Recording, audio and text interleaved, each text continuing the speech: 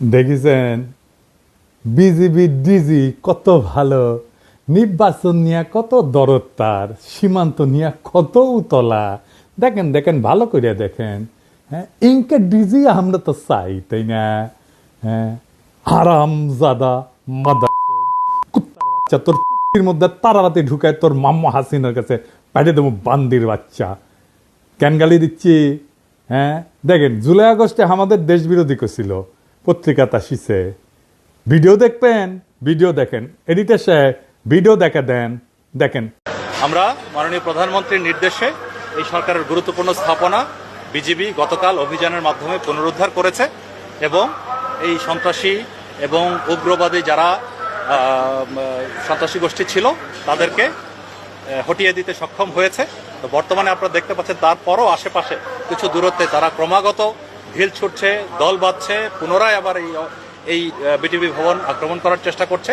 সেটা আমরা এখন বিজিবি কালকে থেকে দখল করে এখানেই আছে, তার সাথে পুলিশ এবং র্যাবও যুক্ত হয়েছে। তো সব মিলিয়ে এই জায়গার এই স্থানের কোনো ধরনের জন্য আর অসুবিধা না হয় সেজন্য আমরা বদ্ধপরিকর। দেখেছেন এই ব্যাংচত্রে প্রফেসর ইউনূস এখনো বিজিবি ডিজি করে রেখে দিচ্ছে। কেন দিছে জানেন? উই তো আর্মির ধন বড়, এতই বড় যে নিজের নিজেই মারবার পারে, আর কাউরে লাগে না। পুলিশের আইজি যদি বদলানো যায় তাহলে বিজেপি ডিজি কেন থাকবি? ওই ইলেকশন করবি, ওই অন্তর্ঘাত করবি, ও প্রধানমন্ত্রী কাটাল রানীর নির্দেশনায় করবি। এডিটর সাহেব দেন জাউরা সিল মেরে দেন, আরেটা দেন আরেটা মারেন। আর সামনে থাকলে চালা মুখ ফাটে দিলাম নি, একেবারে নাক মুখ ফাটে দিলাম নি। হারাম জাদা এ জাউরা শোন। দাঁড়ান এডিটর সাহেব, ও বাম্বু দেওয়া এখনো শেষ হয়নি, স্ক্রিনে রাখেন। দেখে দেখে গালি না দিলে জোশ আসে না শৈলে। এই এখন কবু অর্ডার দিছে তাই করেছি, তাই না? তোর অর্ডারের মধ্যে কি লিখে দিয়েছিল দেশ বিরোধী ষড়যন্ত্র? ওটা কছু তো নিজের কুরকুরে নেত কছু তো। হাসিনা না পড়লে যে মোটা আজিজের মতো বিজিবি থেকে আর্মি চিফ জান বেনে দেয়, সেই জন্য কইছিল। কর্নেল রেদওয়ান ছিল না বিজিবি থেকে, সাবমেশিন গান দিয়ে গুলি করেছিল ছাত্র জনতার উপরে, সেটা তো ওর কমান্ডেই হয়েছে। উক্কান ৫ লাথি দিয়ে আর্মি ফেরত পাঠানো হয় নাই। 11 মাসের বেশি হয়েছে, প্রায় 1 বছর হয়ে গেছে। তো ইমরুজ স্যার, আপনার যদি সব উপদেষ্টাদের কয়া দেওয়া লাগে কি করা লাগবে, তাহলে কেমনে হবে? ও রাখিছেন কেন? ওটি ও বিজেপি থেকে না সরাইলে ওর গোষ্ঠী শুদ্ধ তাল গাছে তুলবো আমি, কয়া দিলাম। পরে আবার কয়েন না আমি ওয়ার্নিং দেই নাই। যাই হোক, গরম দিয়া শুরু করে এখন এনা নরমে আসি, একাডেমিক আলাপে আসি। এনা সুশীল সাজি, সুশীল না হইলে তো আপনার আবার দাম দেন না। হ্যাঁ সাজমো, হ্যাঁ দিছে, পারমিশন দিছে। সবাই আসেন আজকাল আলাপে, আমাদের সুশীলদের রাষ্ট্র বুঝা নিয়ে আসেন, আমরা একটু আলাপ করি। হ্যাঁ, আল্লাহর নামে শুরু করি। বাংলাদেশে এক অদ্ভুত ব্যবস্থা, সবাই কোশিশ করেছে প্রাইম মিনিস্টারের ক্ষমতা কেমনে কমানো যায়। বিএনপি কইছে ব্যক্তি কিংবা প্রতিষ্ঠানকে অধিক ক্ষমতা দিলে যেমন ফাঁসিবাদ কায়েম হয়, তেমনি নির্বাচিত সরকার এবং সংসদকে ক্ষমতাহীন করলে রাষ্ট্র দুর্বল, ভঙ্গুর, অকার্যকর হয়। অতি মূল্যবান কথা কইছেন, কিন্তু আমি মাঝে মাঝে ভাবি কি জানেন, এই লোকগুলি একদিন ধরে রাজনীতি করেছে, আর কিছু করেন না, কিন্তু খালি রাজনীতি। এটা আর্গুমেন্ট তৈরি করতে পারে না। অনেকে কইবেন মির্জা ফখরুলকে আনার চাইতে কম বুঝে, বিএনপির এত নেতা কি কম বুঝে? আপনি সব বুঝে বসে আছেন, সব জানতা, আপনার চাইতে কি তাদের বুদ্ধি কম? সিসি, আমার সে বুদ্ধি কেন কম হবে? উনাদের বুদ্ধি বেশি, নলেজ বড় বড় বড় নলেজ। হ্যাঁ হ্যাঁ, জানেন না নলেজের বড় গল্প জানেন না? আচ্ছা শোনেন, হ্যাঁ, এটা শফিক রেহমান ভাই ওর জায়দা দিনে লিখেছিলেন। আসেন এবার বড় নলেজের গল্প শুনি। তো ঘটক গেছে মাইয়ার বাপের কাছে বিয়ার পয়গাম নিয়া। হ্যাঁ, তো বিয়ার কথা শুনে আমার ক্ষুদ্র ভ্রাতারা উৎসুক হয়ে উঠছে, কি না যিনি কয়। তো ঘটক কইছে পোলা ভালো, বংশও ভালো, চাকরি করে, দেখতে শুনতে ভালো, রুচিবান, শিক্ষিত। হ্যাঁ, তো মায়ের বাপ বলে সবই তো বুঝলাম, তো পোলার নলেজ কেঙ্কা? তো ঘটক একটু লাজুক মুখে কয় যে নলেজ বড়ই আছে, গোসল করার সময় তাই দেখেছি আমি, তাই উনাদের নলেজ বড় আছে, এত বড় নলেজ, কিন্তু আক্কেল কম। আমি যদি বিএনপি করলামই নি, তাহলে কইতাম বাংলাদেশ রাষ্ট্রে কার ক্ষমতা বেশি? রাষ্ট্রপতির?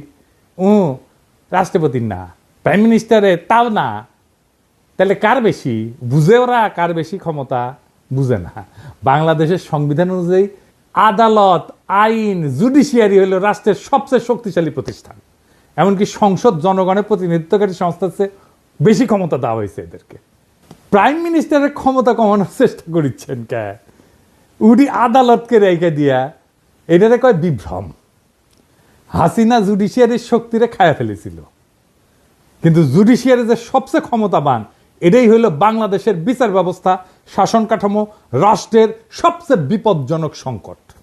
আপনি পিএম রাষ্ট্রপতিরে সরাইতে পারেন, চৌধুরীকে সরাইল না খালেদা জিয়ার সংসদ। পিএমকে তো জিতে আসতে হয় সংসদে, ভোট কারচুপি কন, দামি কন, নৈশ কন, যাই হোক, একটা ভোট তো করে দেখাইতে হয় যে বইছে ভোট, তাই না? পাবলিকের কাছে যাইতে হয় তো, 5 বছর পরে ক্ষমতা ছাড়তে হয় তো, অন্তত নিয়ম আছে, কাগজে কলম হইলেও। কিন্তু আপনি তো বিচারপতি অপসারণ করতে পারবেন না। পারবেন না তা না, পারবেন, কিন্তু সেটা সুপ্রিম জুডিশিয়াল কাউন্সিলের মাধ্যমে। মানে বুঝেছেন তো, 3 জন বিচারপতি দিয়া সুপ্রিম জুডিশিয়াল কাউন্সিল, আমরা আর মামুরা, ওরা যদি মনে করে বিচারপতি ভুল করেছে তাইলে শাস্তি হবে, আর যদি মনে করে বিচারপতির চরিত্র ফুলের মতো পবিত্র তাইলে কিছু হবে না। হ্যাঁ, বিষয়টা না বুঝে দেখি, কারণ এটা গুরুত্বপূর্ণ।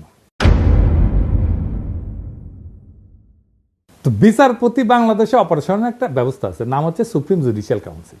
দেখে মনে হয় খুবই গুরুতর, ভারসাম্যপূর্ণ একটা প্রক্রিয়া। হ্যাঁ, কিন্তু এটা খেয়াল করেন, এই সুপ্রিম জুডিশিয়াল কাউন্সিল কাদের নিয়ে তৈরি? প্রধান বিচারপতি আরো 2 বিচারপতি, মানে বিচারকের বিচার করবে বিচারকই, বন্ধু বিচার করবে বন্ধুর। যেন ধরা পড়া চোরের বিচার করতেছে চোরের মামা। এটা কি আপনি ন্যায় বিচার বলবেন?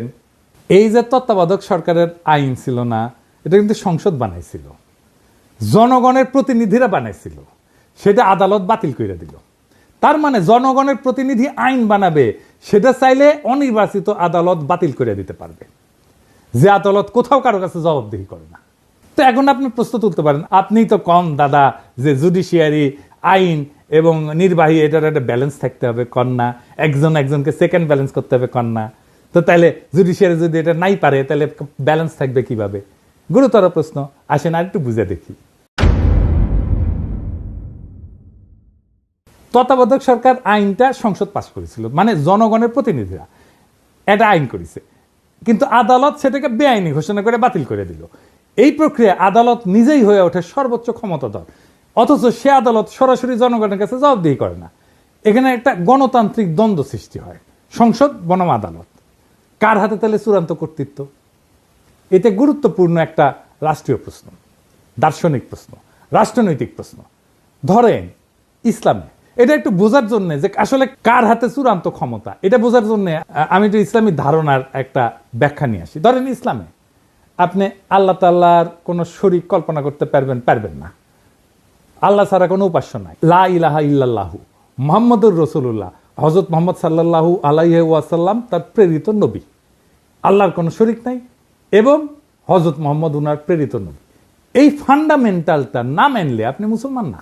আপনাকে ইসলামের দরজা অতিক্রম করার সময় এই কলেমা উচ্চারণ করতে হবে। ঠিক সেইভাবে রাষ্ট্রের বেসিক ধারণা হচ্ছে জনগণ রাষ্ট্রের মালিক, এইটা আগে আপনাকে বুঝতে হবে।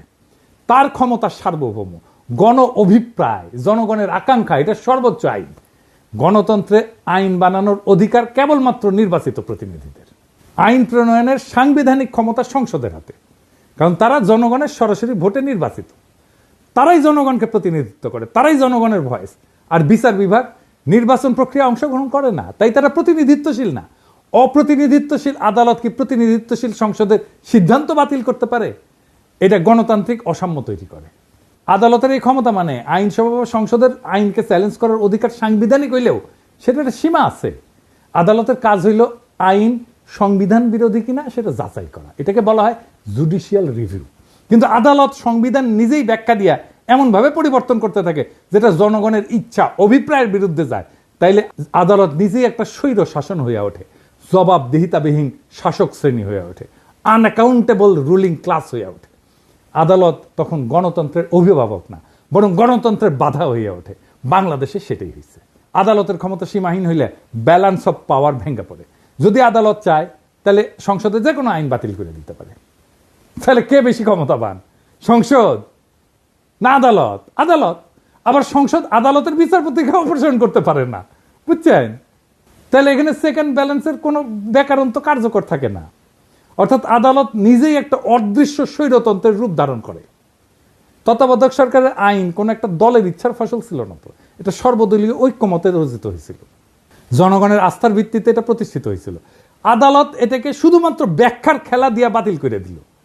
তাহলে তো আইনের যে একটা গণতান্ত্রিক ভিত্তি আছে সেটাই প্রশ্নবিদ্ধ হয়ে পড়ে। তবে আদালতের তো একটা ভূমিকা থাকা জরুরি, কিন্তু কিন্তু সেটা সীমিত। সেটা কি আসেন আরেকটু বুঝে দেখি। আদালতের যদি এই ক্ষমতা না থাকে তাহলে তো ব্যালেন্স অফ পাওয়ার হবে কিভাবে, তাই না? এই প্রশ্ন তো সরাসরি চলে আসে। আদালতের কাজ হবে আইনের ভাষাগত নীতিগত ব্যাখ্যা এবং সাংবিধানিক সীমা নির্ধারণ করা, কিন্তু রাজনৈতিক সিদ্ধান্ত এবং প্রক্রিয়ায় হস্তক্ষেপ করে না। হাসিনার আদালত রাজনৈতিক সিদ্ধান্ত এবং প্রক্রিয়ায় হস্তক্ষেপ করছে। ভারসাম্য তখনই থাকে যখন আদালত, সরকার বা সংসদের অন্যায় রায় থামাইতে পারে, কিন্তু গণমতের চূড়ান্ত রূপ একটা আইন বাতিল করার ক্ষমতা সাবধানে এবং সীমিতভাবে প্রয়োগ করে।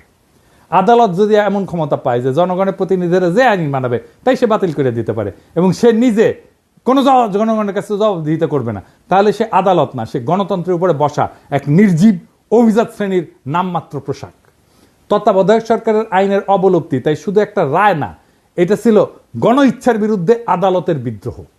আর এই বিদ্রোহের পরিণতি আজ দেশের রাজনৈতিক দুর্ভিক্ষ, দেশের সমস্ত সংকট। এইবার আসেন সংস্কার নিয়ে আরো একটু গভীরে আলোচনা করি।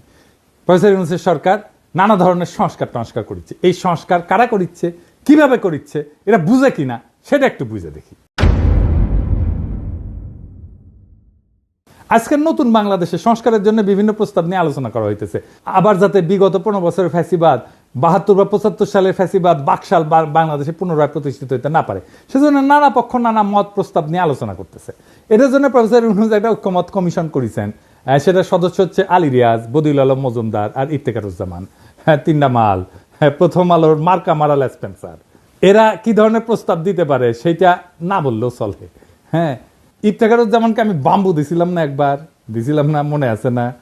হ্যাঁ, ওরা এনে বসায় দিচ্ছে প্রফেসর ইউনূস। প্রথম আলো এইসব সুশীল প্রগতিশীল মালদের দিয়া 111-এর পরে সংস্কার করাইতে গেছিল। তখনকার ভারতের দালাল মঈনুদ্দিন ফখরুদ্দিন সরকার একই সুশীল প্রগতিশীলদের টোটকা প্রস্তাব দিয়া অধ্যাদেশ জারি কইরা বিভিন্ন সংস্কার করছিল, যার প্রত্যক্ষ পরিণতি হচ্ছে হাসিনার ফ্যাসিবাদ।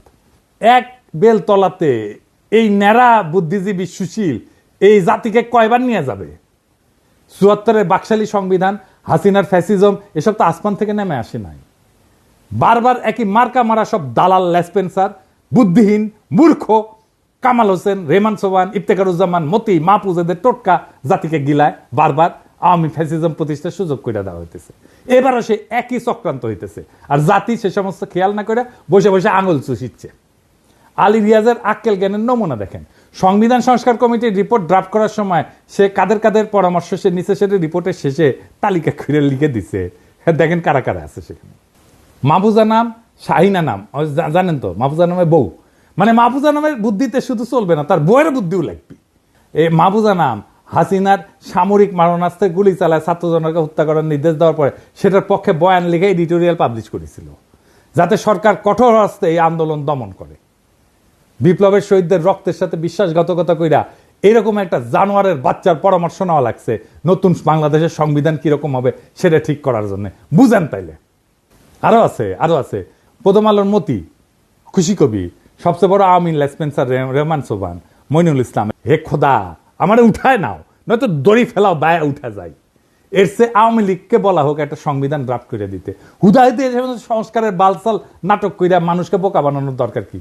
আর শহীদের রক্তের সাথে প্রহসন করার দরকার কি? রেহমান সোবহান, মাহফুজা নাম, খুশি কবির, মতিউর রহমান, মইনুল ইসলাম এরাই যদি নতুন বাংলাদেশের কারিগর হয়, তাহলে অমি পিয়াল, নিজুম মজুমদার, মুনতাসির মামুন, শাহরিয়ার কবির, এম আকাশ, রামেন্দ্র মজুমদার, পীযূষ বন্দ্যোপাধ্যায়, সুবর্ণা মোস্তফা এরা কি দোষ করলো? এডিটর সাহেব খারান, সুবর্ণা মোস্তফা ছবিটা না রাখেন। এটা ইয়াং কালের ছবি দেন, ইয়াং কালের।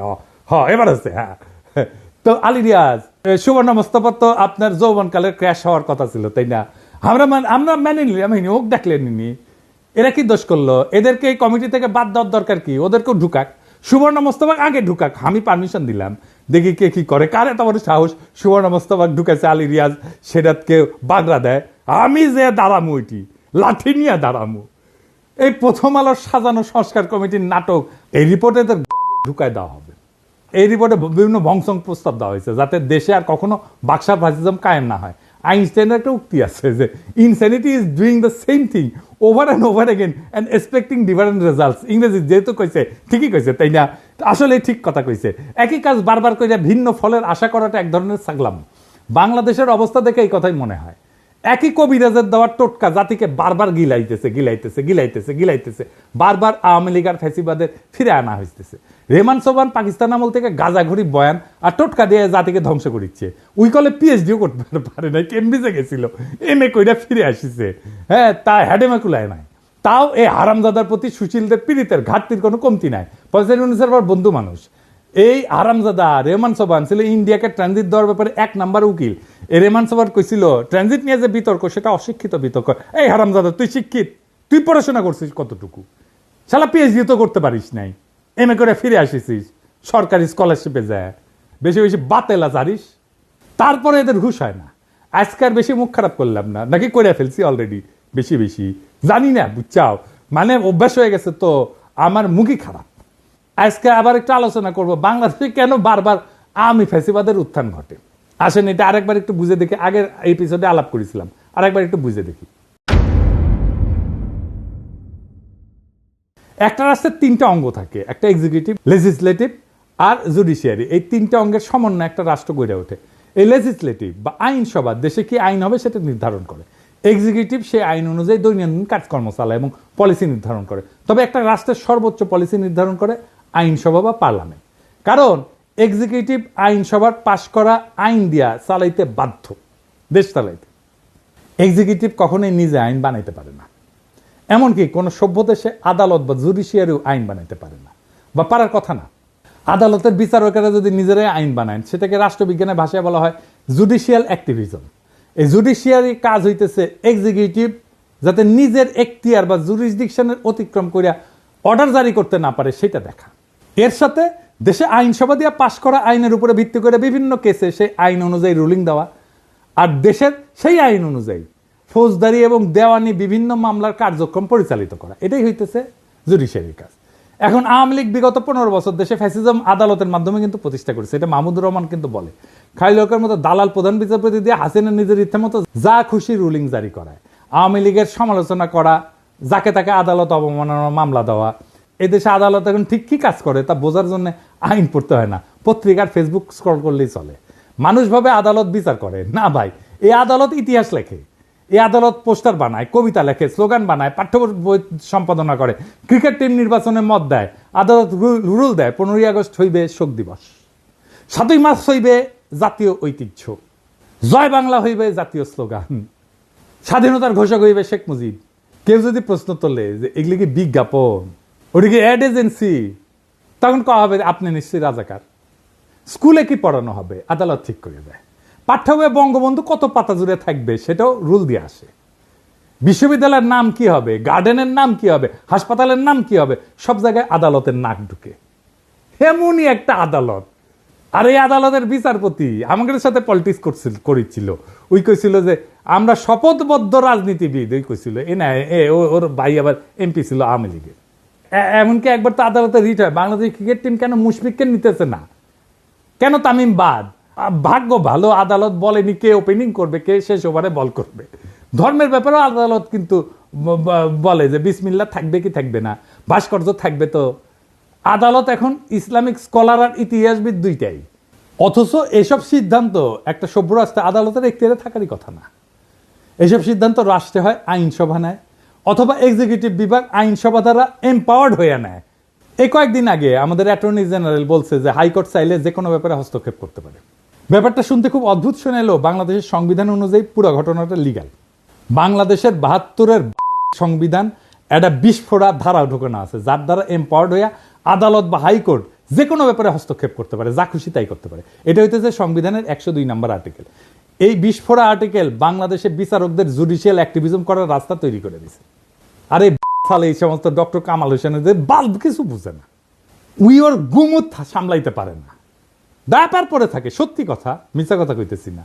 এবং এইটা দিয়ে এম্পাওয়ার্ড হয়ে হাসিনা তার আমলে মুদল আদালত দিয়াই তার সন্ত্রাসের রাজত্ব কায়েম করছে। কি আছে আর্টিকেলে আসেন দেখি। এই আর্টিকেলের ফলে যে কেউ যে কোনো আইনজীবী যা ইচ্ছা যা খুশি সেটা নিয়ে হাইকোর্টে রিট করতে পারে। হাইকোর্ট বেঞ্চ সেই রিটের উপর ভিত্তি করে যা খুশি তাই রুলিং জারি করতে পারে। কি বিচিত্র একটা দেশ, তাই না? মাঝে মাঝে অনেক উকিল সরকারকে বিভিন্ন কাজ করার নির্দেশ দিয়ে নোটিশ পাঠায়, অন্যথায় সে 102 ধারার ভিত্তিতে হাইকোর্টে রিট করার হুমকি দেয়। খালি সরকারকে না, অনেক বদমাইশ উকিল এটা ব্যবহার করে অসংখ্য মানুষকে, সাধারণ মানুষকে হয়রানি করে, যারা কোনোভাবে একটা ব্যাপারে ইন্টারেস্টেড পার্টি না। সেই সমস্ত ব্যাপারে বদমাইশ উকিলরা বিভিন্ন হাস্যকর আইনি নোটিশ পাঠায় 102 আর্টিকেলের উপরে ভিত্তি করে, এবং আদালত সেটার উপর ভিত্তি করে রুলিং পর্যন্ত দেয়। এই ইন্টারেস্টেড পার্টি কি এটা একটু বুঝে নেই। যে কোনো সভ্য দেশে কেবলমাত্র ইন্টারেস্টেড পার্টি কোনো ব্যাপারে মামলা করতে পারে। ইন্টারেস্টেড পার্টি বলতে আইনের ভাষায় বোঝানো হয় এমন কেউ যার উক্ত মামলার ফলাফলে সরাসরি স্টেক আছে বা সরাসরি গেইন অথবা লসের আউটকাম আছে। যেমন ধরেন কোন এক সংবাদপত্র লিখছে যে আমি এটা চোর, ধরেন আমি অমুক তারিখে অমুক জায়গায় অমুক লাগাইছি, সরি চুরি করেছি, সরি আমি জানি যে আমি লাগাই নাই, চুরি করি নাই, কিন্তু ওই সংবাদ প্রকাশের ফলে আমার মানহানি হয়েছে। কোন সভ্য দেশে মানহানির মামলা করার অধিকার একমাত্র আমার নিজেরই আছে। আমি এই মামলার একমাত্র ইন্টারেস্টেড পার্টি, বুঝছাও? এই মামলার আউটকাম মানে ফলাফল একমাত্র আমার জিতা বা হারের সম্ভাবনা আছে। এখন যদি কুমিল্লার মোকলেস মোল্লা অথবা গোপালগঞ্জের উকিল হরিদাস পাল আদালতে গিয়ে মামলা করে যে অমুকের মানহানি অমুক করিছে, অথবা অমুকের বিরুদ্ধে এত টাকা ক্ষতিপূরণ দাবি করে আমি মামলা করেছি, ব্যাপারটা যে কত বড় হাস্যকর হয়ে উঠবে সেটা আর বলার অপেক্ষা রাখে না। আমার নামে এরকম মামলা করেছে, আমি নাকি হাসিনা শেখ মুজিবের অপমান করেছি, তার ভাবমূর্তি ক্ষুণ্ণ করেছি, এজনকে সিলেট একটা মামলা করেছে, গোপালগঞ্জে একটা মামলা করেছে, কতগুলো। আমাকে সেদিন জিজ্ঞাসতেছে ঢাকার ডিসি যে দাদা আপনার নামে কি কি মামলা আছে। আমি বললাম আমি নিজেই জানি না রে ভাই, মাঝে মাঝে শুনেছি এই জায়গায় এই জায়গায় এই জায়গায় এই জায়গায় মামলা আছে। কতগুলো মামলা আছে আমি গোনা বাদ দিছি। এরকম হাজার হাজার ঘটনা ঘটছে, মামলা হয়েছে, জেল পর্যন্ত হয়েছে, সেসব মামলার উপরে ভিত্তি করে। সত্যি ছেলে কাজ, কি বিচিত্র এই দেশ। অথচ এই ব্যাপারে সংস্কার করার কথা নিয়ে কোনো কেউ প্রপোজাল দেয় না। কারণ সব জায়গায় বলা হইতেছে দেশে এক্সিকিউটিভ, লেজিসলেটিভ, জুডিশিয়ারির মধ্যে একটা ক্ষমতার ভারসাম্য আনা লাগবে। কিভাবে লাগবে সে ব্যাপারে সংস্কার কমিশনের রিপোর্টে অনেক ভংসুং প্রস্তাব আছে। যেমন ধরেন কইছে হাইকোর্টের শাখা বাড়ানো লাগবে। তো হাইকোর্টের শাখা বাড়াইলে কিভাবে ভারসাম্য আসবে সেটার কোনো ব্যাখ্যা নাই। হাসিনার আমলে আদালত প্রত্যেকটা ব্যাপারে নাক গলায় হাসিনার ত্রাসের রাজত্ব কায়েম করতে সাহায্য করছে। কালামানিক সব জায়গায় নাক গলানোর বার এমনই বাড়ছিল যে লিগের স্পিকার আব্দুল হামিদ পর্যন্ত সেটাতে বিরক্ত হয়ে বলছিল বেশি বাড়াবাড়ি করলে জনগণ আদালতের বিরুদ্ধে উঠে দাঁড়াইতে পারে। এমনকি খালি এক্সিকিউটিভের ব্যাপারে নাক গলানো না, বিভিন্ন সময় দেশে কি আইন হওয়া উচিত কি হওয়া উচিত না সেটা পর্যন্ত আদেশ জারি করেছে। সংবিধানের স্পষ্ট লেখা থাকতে হবে আদালত বা জুডিশিয়ারি কোনোভাবে জুডিশিয়াল অ্যাক্টিভিজম করতে পারবে না। তারা কেবলমাত্র দেশে বিদ্যমান আইনের উপর ভিত্তি করে রায় দিতে পারবে। জনগণের যদি কোনো আইন পছন্দ না হয় অথবা কোনো আইন বানানোর ইচ্ছা হয় তাদেরকে তাদের এমপির সাথে কথা বলে সেই বিল সংসদে আনার ব্যবস্থা করতে হবে। সংসদ সদস্যদের মূল কাজ এলাকার উন্নয়ন করা না। এরা যে বলবে আমি আপনার এলাকার উন্নয়ন করে দেবো, এটা তার কাজ না, এটা কাজ পৌরসভার। পৌরসভার কাজ এমপিরে দিয়ে করায় না। তাদের মূল কাজ আইনসভার বিভিন্ন আইন নিয়ে আলোচনা করে ভোটাভুটি করে আইন বানানো। এই সাধারণ তথ্যটা দেশের অধিকাংশ মানুষ জানে না। আর একটা হাস্যকর অভ্যাস এই জাতির কাছে আছে, কিছু হলে সবকিছুতে আদালতে যায় মামলা করে দেয়। যেমন বিপ্লবের পরে আওয়ামী লীগকে নিষিদ্ধ করা লাগবে, এটা নিয়েও আদালতে মামলা করতে গেছিল পোলাপাই, আদালতে রিট করে। অথচ একটা রাষ্ট্রে এই সিদ্ধান্ত নেওয়ার অধিকার সেই রাষ্ট্রের আইনসভার, যারা ওই দলকে নিষিদ্ধ করে আইন করতে পারে অথবা সংবিধানে ওই দলকে নিষিদ্ধ করে দিতে পারে। যেমন জার্মানিতে নাজি পার্টি, ওদের আইনসভায় পাশ হওয়া নাজিদের নিয়ে করা স্পেসিফিক আইন দিয়ে নিষিদ্ধ। ইতালিতে ফ্যাসিস্ট পার্টি একদম সাংবিধানিকভাবে উল্লেখ করে নিষিদ্ধ করা হয়েছে। এইখানে আদালতে গিয়া মামলা কইরা তাদেরকে টেনে আনা এই আশায় যে তারা রায় দিবে অমুক দল নিষিদ্ধ, এটা চূড়ান্ত নির্বুদ্ধিতা। কোনো আদালত দেশের আইনসভার বা এক্সিকিউটিভের কাজ করতে পারে না। আজব চিন্তা ভাবনা সবার। এটা গেল জুডিশিয়ারির ব্যাপারে কথা। এখন আসি এক্সিকিউটিভ আর লেজিসলেটিভ মানে আইনসভার মধ্যে ব্যালেন্স অফ পাওয়ার নিয়ে।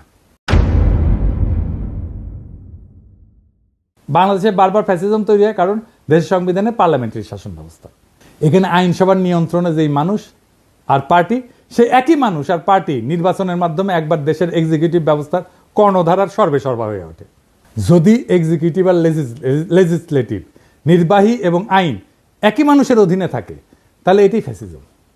এই পার্লামেন্টারি ব্যবস্থা পৃথিবীর যে সমস্ত দেশে অ্যাপ্লাই করা হয়েছে সেখানে অসংখ্যবার ভয়ঙ্কর রকমের ভাবে ব্যাকফায়ার করছে। কোথায় কোথায় করছে শুনবেন? ইউরোপেই এটা ডিজাস্টার করছে। প্রথম বিশ্বযুদ্ধের পর যখন ইউরোপে বিভিন্ন দেশে এই যে রাজতন্ত্রের পতন হয়, রিপাবলিক হয়। যেখানেই এই ব্যবস্থা সংবিধানে ঢুকানো হয়েছে সেখানেই ভয়ঙ্করভাবে ফ্যাসিজমের উত্থান হয়েছে। আমি একটা আলোচনায় করছিলাম, পার্লামেন্টারি ব্যবস্থা সেখানেই কাজ করে যেখানে একজন রাজা আছে, কিং আছে। জার্মানি, ইতালি, স্পেন সব জায়গায় পার্লামেন্টারি ব্যবস্থা ডিজাস্টার হয়েছে। দ্বিতীয় বিশ্বযুদ্ধে বেদম মার খাওয়ার পরে এরা শান্ত আছে, তাও আমেরিকান সৈন্য গ্যারিসন থাকার কারণে। তৎকালীন ইস্টার্ন ইউরোপেও এই পার্লামেন্টারি ব্যবস্থা হাঙ্গেরি, রোমানিয়া ডিজাস্টার করছে। ফ্রান্সে যতদিন পার্লামেন্টারি ব্যবস্থা ছিল ততদিন ফ্রান্সে ততই বছর অবস্থা ছিল, টালমাটাল অবস্থা ছিল। ফ্রান্সের থার্ড রিপাবলিক মানে 1870 থেকে 1940 পর্যন্ত, এই 70 বছরে কয়বার সরকার বদল হয়েছে জানেন? শুনবেন, 101 বার। গড়ে 8 মাসে একটা নতুন সরকার আসতো। এরপর ফ্রান্সের চতুর্থ রিপাবলিক 1946 থেকে 1958, এই 12 বছরে কয়টা সরকার আসছে জানেন? 21টা সরকার আসছে। এই অরাজকতার ফলে বিভিন্ন কারণে 1958 সালে চার্লস দ্য গল ফ্রান্সের নতুন সংবিধান রচনা করে এবং ফ্রান্সে প্রেসিডেন্সিয়াল সরকার ব্যবস্থা রূপান্তরিত হয়। এখন কিন্তু এটা পঞ্চম ফ্রেঞ্চ রিপাবলিক। একটা রাষ্ট্রে যদি এক্সিকিউটিভ আর আইনসভা একই নির্বাচন দিয়ে নির্বাচিত হয় তাহলে সেটা ইউরোপে যেখানে ইনস্টিটিউশন অনেক স্ট্রং সেখানেই ভয়াবহ ডিজাস্টার করে। বাংলাদেশের মতো তৃতীয় বিশ্বের দেশ তো একটা ডিজাস্টার করবেই, এটাই স্বাভাবিক। আপনারা বসে বসে চায় চায় দেখবেন আলী রিয়াজরা যে করতেছে, দেখবেন 20 বছর পরে কি হয়। তখন আলী রিয়াজ দেখেন কি বলে, এটা একদম ডিজাস্টার করবে। ওরা বেশি বুঝে এই সমস্ত গুলোকে টেনে। এরা রাষ্ট্র বোঝে না, রিপাবলিক বোঝে না, কিচ্ছু বোঝে না। আলী রিয়াজও বুঝে না, মনে করে ভাব দেখায় বুঝে, কিছুই বুঝে না। আচ্ছা দেখেন, আপনারা তো জানেন আমার তো কিছু সামান্য হইলে একটু ধারণা আছে, তাই না? আমার সাথে আলাপ করেছে, করেনি, আলাপ করবে না আমার সাথে, কারণ জানে আমার সাথে আলাপ করতে আসলে 5 মিনিট টিকবে না এগুলো। এই কারণে বাংলাদেশের নতুন সংবিধানে এক্সিকিউটিভ নির্বাচন আলাদাভাবে হইতে হবে। দেশে এক্সিকিউটিভদের প্রধান হচ্ছে রাষ্ট্রপতি। রাষ্ট্রপতি নিজেই সরাসরি জনগণের ভোটে নির্বাচিত হয়ে আসবে। রাষ্ট্রপতি নিজেই এক্সিকিউটিভ, ডে টু ডে প্রশাসন আর পলিসি নির্ধারণ করবে। এর জন্য উনি একটা ক্যাবিনেট নিয়োগ দেবে বিভিন্ন এক্সিকিউটিভ ডিপার্টমেন্ট চালানোর জন্য। সব সিদ্ধান্ত রাষ্ট্রপতি নিজেই নেবে, কোনো প্রধানমন্ত্রী থাকবে না। রাষ্ট্রপতির মেয়াদ 4 বছর বা 5 বছর হবে, কিন্তু এক্সিকিউটিভ হিসেবে রাষ্ট্রপতি কোনো আইন বানাইতে পারবে না এবং উনার সমস্ত অর্ডার সিদ্ধান্ত বিদ্যমান আইনের মধ্যে থাকতে হবে। রাষ্ট্রপতি কোনো অধ্যাদেশ জারি করে আইনসভার কাজ নিজে করতে পারবে না। রাষ্ট্রপতি খালি দেশে বিদ্যমান আইনের বাস্তবায়ন করে একটা এক্সিকিউটিভ কাজ চালাইতে পারবে। দেশে কোনো আইনের দরকার হলে, আইন বাতিল করতে হলে আইনসভার মিটিং ডাকতে হবে এবং সেখানে কেবলমাত্র আইনসভার সদস্যরা ভোট দিয়া কোনো সিদ্ধান্তে আসবে। এই সংসদের সদস্যরা সম্পূর্ণ আলাদা নির্বাচনে আলাদাভাবে জনগণের সরাসরি ভোটে নির্বাচিত হবে। দেশে যখন এক্সিকিউটিভ আর লেজিসলেটিভ মানে নির্বাহী এবং আইন এইভাবে সম্পূর্ণ সেপারেট হয়ে যাবে, তখন কেবল দেশে ফ্যাসিজমের উত্থান ঠেকানো যাবে। দেশের বাজেট আইনসভা পাশ করবে এবং পার্লামেন্ট রাষ্ট্রপতিকে যেই বাজেট দিবে, রাষ্ট্রপতি সেই বাজেট দিয়ে ওই অর্থ বছরের ব্যয়ভার বহন করবে। এখন সরকার বা এক্সিকিউটিভ চাইলে বা প্রাইম মিনিস্টার চাইলে যে কোনো মানুষের উপরে চাপাই দিতে পারে কর, কারণ এক্সিকিউটিভ আর আইনসভা একই জিনিস। তো রাষ্ট্রের 2টা বিভাগ যদি একই হয় তাহলে এটাই তো ফ্যাসিজম আর স্বৈরাচার। এই সমস্ত সুশীলদের মাথায় ঢুকিচ্ছে না, আমি এটা বুঝি না। প্রেসিডেন্সিয়াল ব্যবস্থাতে রাষ্ট্রপতি চাইলেই কর বাড়াইতে বা কমাইতে পারবে না এবং ক্ষমতা সম্পূর্ণভাবে আইনসভার উপরে ন্যস্ত থাকবে। কিন্তু প্রাইম মিনিস্টার হাসিনা পারে। আইনসভার কাজ হবে আইন নিয়ে। রাষ্ট্রপতির মেয়াদের মাঝখানে আইনসভার একটা নির্বাচন থাকা লাগবে, মিড টার্মের মতো, যাতে জনগণ তাদের মতামত প্রকাশ করতে পারে রাষ্ট্রপতির টার্মের মাঝখানে। এই জন্যেই আইনসভার একটা সদস্যের মেয়াদ হবে 2 থেকে 2.5 বছরের মতো। সংবিধানে কোনো 70 অনুচ্ছেদ থাকবে না, কারণ যেহেতু রাষ্ট্রপতি আলাদাভাবে নির্বাচিত এবং মেয়াদ নির্দিষ্ট, আইনসভায় দল বদল কইরা অথবা দলের বিপক্ষে ভোট দিয়া সরকার ফেলায় দেওয়ার কোনো প্রশ্নই আসতেছে না। প্রত্যেকটা সদস্য নিজের বিচার বুদ্ধির উপরে ভিত্তি কইরা কোনো বিলে ভোট দিবে।